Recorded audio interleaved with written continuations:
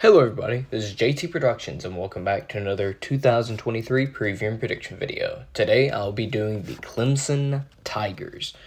Let's get into it. Well, last year Clemson had a down year for their standards, going 11-3, 9-0 in the ACC with losses to Notre Dame and Tennessee, or Notre Dame, South Carolina, and Tennessee.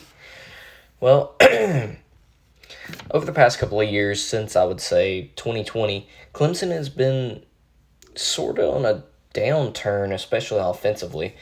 After Trevor Lawrence left for the 2021 draft, they started DJ Oyunlele, and over the past 2 years, he has not performed the way that they'd like. In 2021, they lost to Georgia, NC State, and Pittsburgh before beating Iowa State, I believe, in their bowl game, and then this past year, losing 3 games as well. So, with that being said, let's look at the roster and see what they're working with. Over the past couple of years, Dabo Swinney has made it known that he does not like using the portal, the transfer portal. So, he has used his own recruits that he's got and putting himself at a very disadvantage. If you watched my video last year, I'm pretty sure I touched on this. Well, who's your quarterback? Well, Cade Klubnik, who was a freshman last year and saw some playing time. He looked pretty good at times, but he also had some times to where you saw him be a freshman. You get graduate transfer Paul Tyson he originally played at Alabama, but he was at Arizona State last year, so he comes in as a second or third stringer. Running back, you have the star-studded Will Shipley, and then you have Phil Maffa, and wide receivers Bo Collins, Antonio Williams, and Adam Randall. On the defensive side, also the offensive line should be pretty good. Walker Parks is being looked at as a future NFL prospect.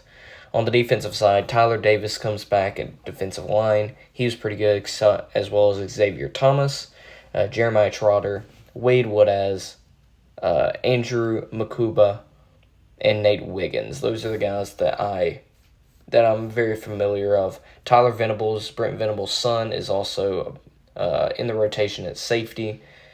So, we'll see how that goes. Now let's go to the schedule and see what I have the Clemson Tigers going. Well, starting out week 1, they play on the road at Duke. This is a scary game for Clemson. You're starting the year with a new starting quarterback in Cade Klubnik. You're going on the road to a team that pretty much revitalized their whole program last year with a 9-win season, I believe. And they're welcoming you to their stadium. So that stadium's going to be rocking, ready for Clemson to come in there. Prime time on Monday night, Labor Day night. I could see you losing this game. However, I do have faith in Clemson and Dabo Swinney in how they play the game. I do think Dabo Swinney gets the edge here and beats Duke on the road, but I would not be surprised if Duke puts up a big fight. Then you have 2 low classification teams coming to your house. You play Charleston Southern and FAU at home. I think you win both those games before having the pivotal Week 4 matchup against Florida State. This game is going to be a big game for not just the ACC, not just Clemson or Florida State, for the country and the college football playoff this year. Florida State is looking to be maybe a top 10, top 5 team this year if everything goes right for them. Clemson, same thing.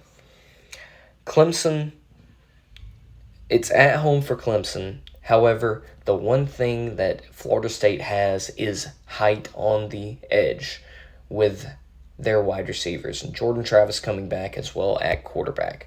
Also, Jared Verse on defense. Florida State has gotten close in the past, a couple of years, of beating Clemson. However, they just have not been able to find that extra edge to put in the coffin. I think they do it this year. I think Florida State goes into Memorial Stadium and pulls off the upset to that point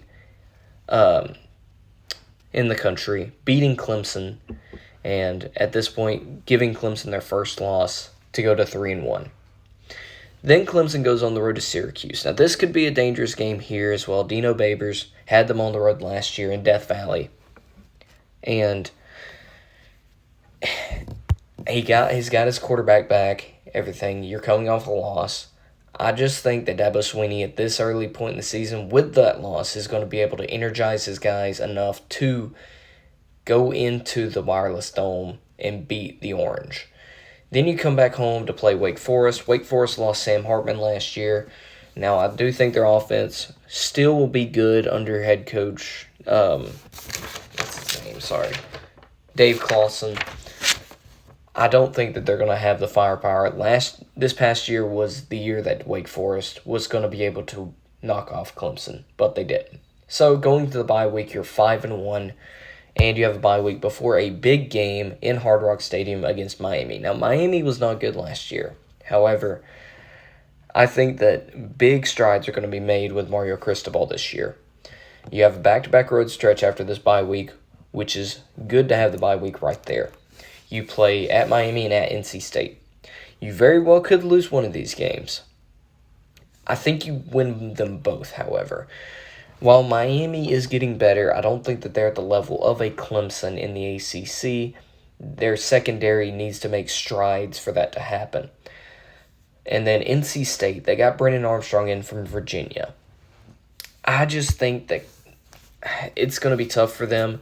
Clemson's defense is going to be fired up for this game. Garrett Riley is going to have their offense rolling. So I think Clemson gets 2 wins. The thing with Clemson for ever since I would say 2015, you have to find a loss on the schedule for them. They've gone undefeated in the ACC for many years since 2015, and it's tough to find multiple losses on their schedule. Dabo Swinney has coached his guys very well.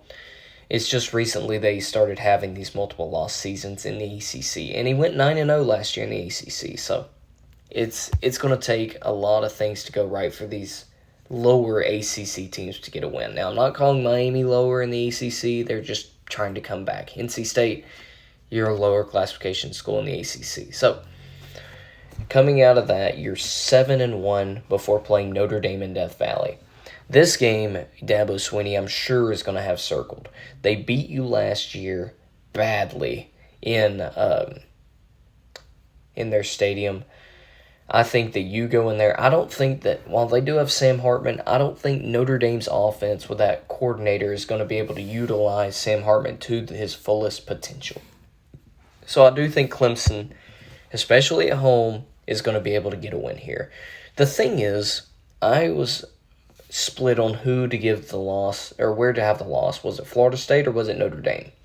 If you argue, well, Notre Dame, I think, is going to be able to beat Clemson. Well, okay, give the win for Clemson with that Florida State game. I don't think that they're going to be losing in Death Valley twice this season. So, after that Notre Dame game, you have Georgia Tech coming to Memorial Stadium. Georgia Tech's not in the same ballpark when it comes to talent acquisition, so I do think that you win there. While they could keep it close and early in the game, I don't think that you're going to be slipping up against Georgia Tech. Then you play North Carolina, and we saw last year how your defense absolutely took over against North Carolina and Drake May. And they also lost their offensive coordinator to Wisconsin. I don't think that North Carolina is going to be the caliber of team that they were last year offensively, and the only way I think that they're going to be better or even to the same caliber is if their defense improves a lot. So I don't think that's going to happen to that extent, so I think Clemson wins here, and going into the rivalry week, they're 10-1 before playing at South Carolina. South Carolina nicked them last year 31-30 in Death Valley. You have to play them there. However, I think that Dabo Swinney is going to have a fire lit under him for this game. Dabo Swinney, the last time he lost this game was, I believe, 2014 or 2013, before last year. And they were on a streak of winning in Death Valley, had a long streak.